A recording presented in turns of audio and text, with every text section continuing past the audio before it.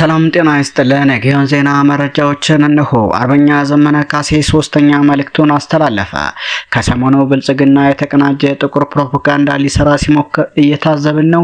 በዙ 23 እና በእልፍ ሰራዊት ታጅቦ እንደምንም ተሽሎክልኮ አንድ ቦታ ይደርስና ብዙ ጊዜ መደበኛ አዳራሾቹን ሸሽቶ የሆነ አሳቻ ቦታ የድር ድንኳን አስጥሎ ሲያበቃ በተለያዩ ዘዴና ማስፈራሪያ የጠራቸው ወገኖቻችንን ሰብስቦ በቻለ መጠን የተጠና ውሸት ሲበትን ሰነባብቷል። በእነዚህ ድራማዎች በአንዳንዶቹ በተለየኒ ስም ላይ ትኩረት ሲያደርጉ ተስተውሏል። የሚጠበቅ ቢሆንም አንዳንዶች ግን አስቂ መሆናቸው አልቀረም። ከነዚህ መካከል አብዱ ሁሴን የሚባል የብልጽግና ባለጅራት ሎሌ ዘመነ ካሴ ፈሪ ነውና ደውለንለታል የሚሉ ገለጻዎች ግን ትኩረቴን አልሳቡትም ብዬ አልዋሽም። አብዱ ሆይ እንደምታስታውሰው እረኛ ባፍላው የአህያ መሽገር ይነቅላል ሆኖበት ግርማ ሽጥላም እንዳንተ ያደርገው ነበር። እናም የቢሮውን በርም ባልኮኒ ተደግፈው በቀን ብዙ ጊዜ ስሜን እያነሳ ሲራገም ይውል ስለነበር በ2014 ዓ.ም ባህር ዳር ከተማ ውስጥ በአንድ አጋጣሚ አግኝቸው የሚከተለውን አልሁት።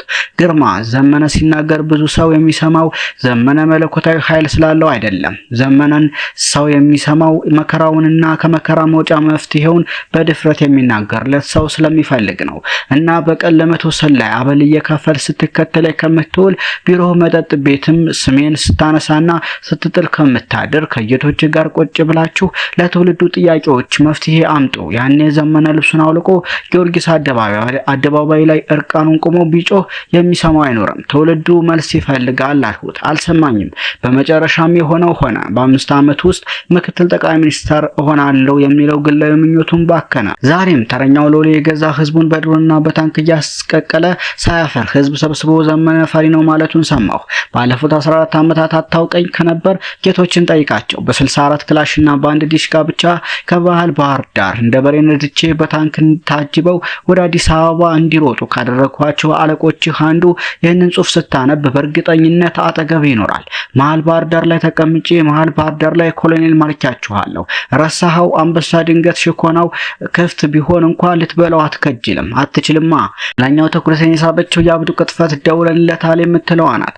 በአብዱና ጓደኞቹ አእምሮ ዘመነ ከብልጽግና ሰዎች ጋር በስልክ አውርቶ ያውቃል ማለት ነው የሚል ጥርጣሬና ግርምት ለመፍጠር ታስበው መሆኑ ነው። እርግጥ አንድ ነገር አልዋሸም። እሱም በ2014 ዓ.ም አዲስ አበባና ባህር ዳር የሚገኙ የአብዱ አለቆች በአብይ አህመድ ታዘው በ3 ወራት ውስጥ 4 ጊዜ የሽምግልና ቡድን ወደኔ ልከው ነበር።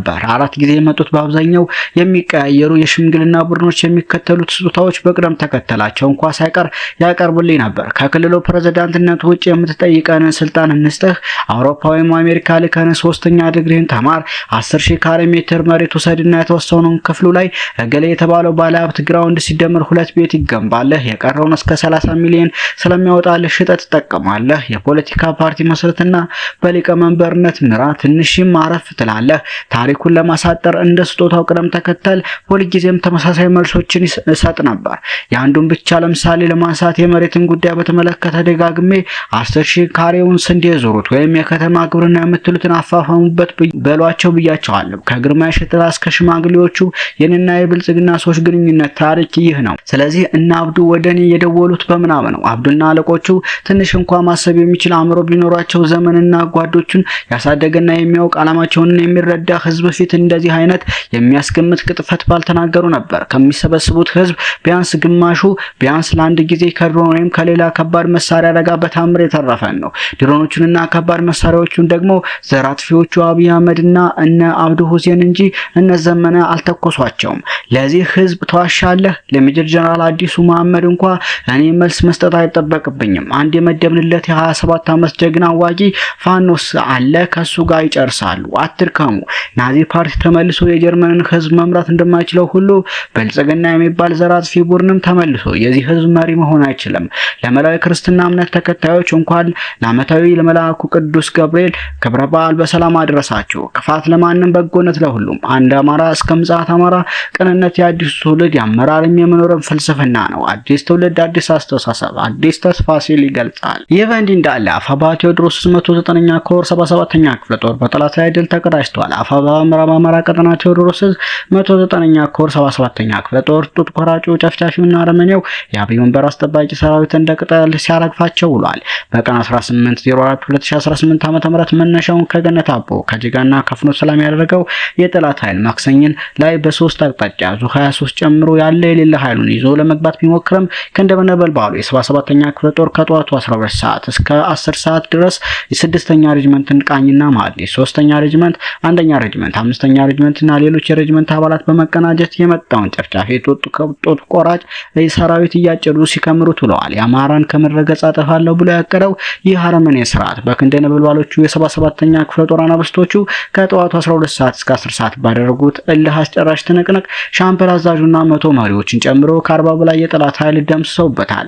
ወደ አናብስቶቹ 77ኛ ክፍለ ጦር ምሽግ ዘሎ የገባው የጠላት ኃይል መውጫ አጥቶ የድረሱልኝ ሲቃ ሲያሰማ ውሏል። ከበባ ውስጥ የገባው የጠላት ኃይል ለማስለቀቅ ከጅጋ ተጨማሪ ኃይል ወደ ማክሰኝን ለማስገባት ቢሞክርም በደፈጣ ስፔሻሊስቶቹ ሻለቃ አንድ ደፈጣ መብረቃዊ ጥቃት የተሰነዘረበት ሲሆን ጠላት ያሰበው እቅድ ሳይሳካለት ቀርቷል። የፋኖ ምት መቋቋም ያቃተው ጨፍጫፊው የጠላት ኃይል ግማሹን አስከሬን ቀብሮ ሌላውን ትቶ ጨለማውን ተገን አድርጎ በሶስተኛ መኪና ቁስለኛውን ጭኖ ወደ ጅጋ እግሬ አውጭኝ ብሎ ፈርጧል። በዛሬው ዕለትም የአካባቢ ማህበረሰብ የጠላት አስከሬን እያነሳ እየቀበረ ይገኛል። በዕለቱ ከ40 በላይ የጠላት ኃይል ተደምስሷል። 3 መኪና የጠላት ኃይል ቁስለኛ ማድረግ ተችሏል። በርካታ የነፍስ ወከፍ መሳሪያና ተተኳሽም ተማርኳል። የዕለቱ አውደ ውጊያ በክንደነበልባሎቹ በ77ኛ ክፍለ ጦር የበላይነት የተጠናቀቀ ሲሆን ማክሰኝን ከተማ በፋኖ ቁጥጥር ውስጥ ገብታለች። ሰሞነኛ መረጃዎች እነኝን ይመስሉ ነበር።